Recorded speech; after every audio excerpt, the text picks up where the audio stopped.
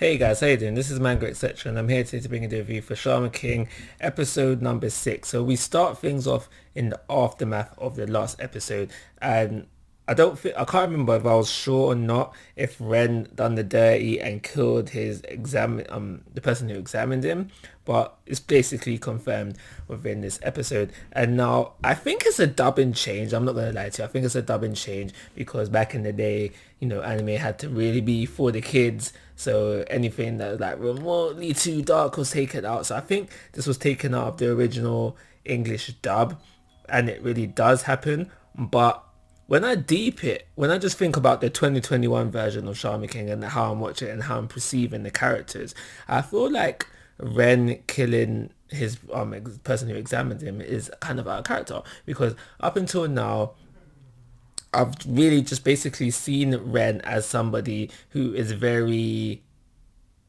pro shaman and against human society because we're doing the quote unquote bad. So for those reasons, I kind of feel like it's out of character for Ren to kill his proctor, and there's that. So moving on, we find out basically that usually, and I find it quite funny when I think about this because I had to think to myself, how many Shaman King tournaments have there been so far?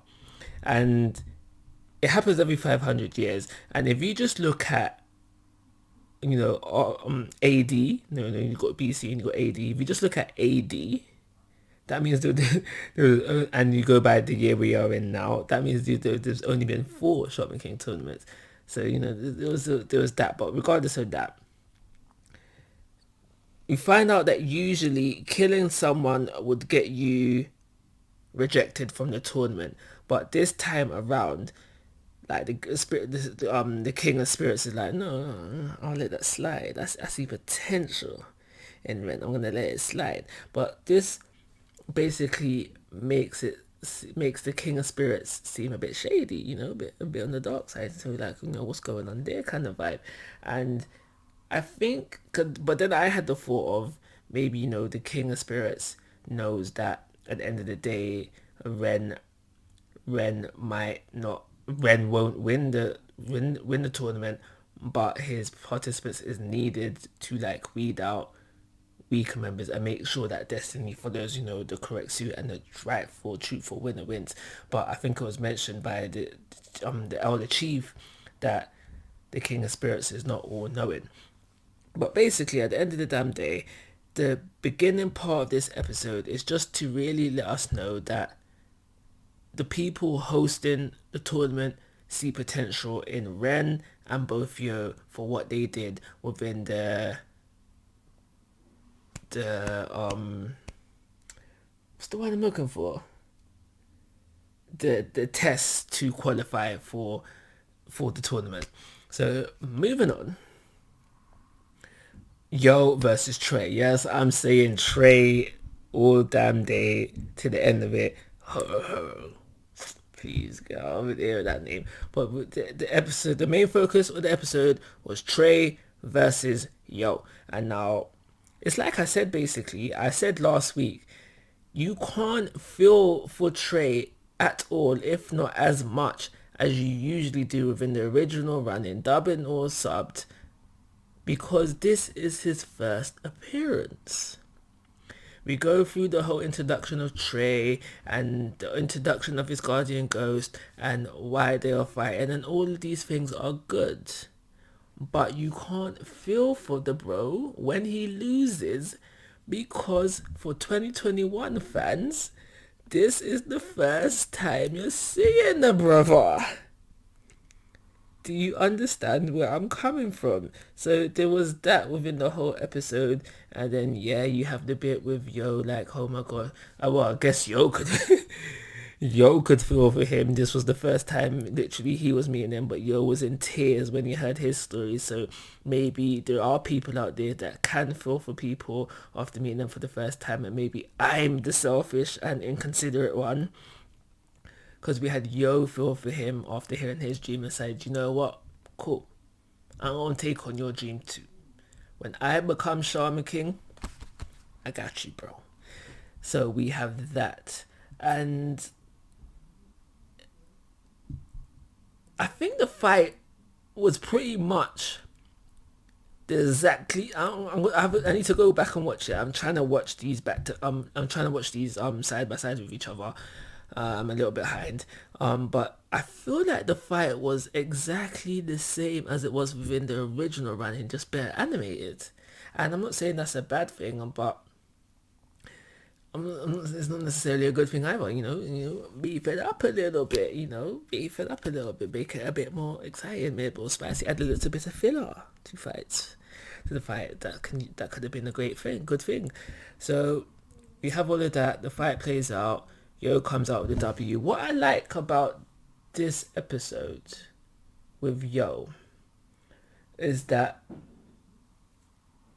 you're told that he's progressed a lot, and I feel like that progression is not dictated to us within the original version. Again, that could be a dub in and not a dub in and not watching the sub thing, but I feel like that's a thing.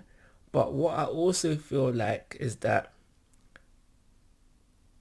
it's a you're told it so believe it kind of thing, whereas within the original running there was more scenes of Yo actually training, so you can think, so you at the end of the day you're like, yeah, Yo actually did train and work towards that, which I don't feel that you get within this original running. I feel like his training was just completely skipped over, and that is something that should have been shown to make what was said within this episode about how uh the whole thing with how he learned Amidamari's technique. It would have made it a bit more believable if you see the actual training that went behind that. Another thing as well that I got from this episode was that how part of Yo's power is within spirits and the bonds that you have with spirit, which goes with the theme of the show actually, because what I'm talking about right now is the whole thing of how Amida Mari's sword is so old, and because of the bond that forged it, that also gives it power as well. So yeah, I like that. I like that add to the episode as well. So yeah, like I said, Yo comes out with the W. They go back home. They celebrate. Trey's there. That's another reason why you don't introduce somebody for the. I mean, I think I've seen it in another series where, like, they meet for the first time, and then next thing you know, they're at the celebration. But I can't remember where I've seen it though, but I have seen that somewhere before. So it's not. Maybe it's a Japanese thing. So I have seen it done before, so it's not that surprising. But for me personally, if I was to have a fight with someone, even if I sympathize with their story a little bit, I do not want to see them at my celebration party minutes later. I'd like to say we were best friends. I'd be like, bro, like, who invited you? Why are you here? Please leave. Please leave. So, but yeah, we have that. Trey turns up. He's celebrating with them, celebrating his victory with them, and we are also introduced to his sister. I can't remember the sister's name, and we find out just a little bit about the sister. Basically, she's playing that. She's basically Trey's sister is like Anna in a sense. The reason why I paused before I say that is because I realized that how Yo and Anna, they want to get engaged and married, and Trey and the sister, their sisters. But basically, you know what I'm trying to say here. Trey's sister trains Trey, and the way that Trey's sister goes about it is compared to Anna when Yo was like, oh, so you've got one of those, like, I feel your pain, bro. I know the kind of struggles you're going through with your training because my future wife is doing the exact same thing to me. So there's that. So another thing that bugged me about this, well, it hasn't bugged me yet.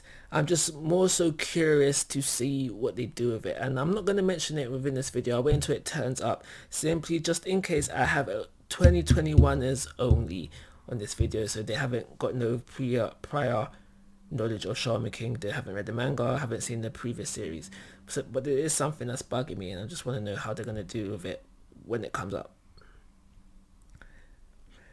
The last thing I want to mention is that we leave off with the cliffhanger of who Yo will be fighting next, and we just basically find out that one of the proctors feel like there's a 100% chance of Yo dying if he takes this fight.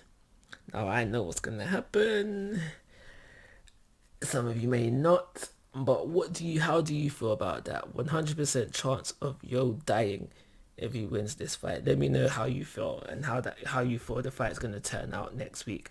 I am going to give this episode a 3-star rating and call it a review. Like always, guys, I'm asking for your thoughts and opinions. If you haven't already, please subscribe to my YouTube channel. But most importantly, take care. Have a nice day.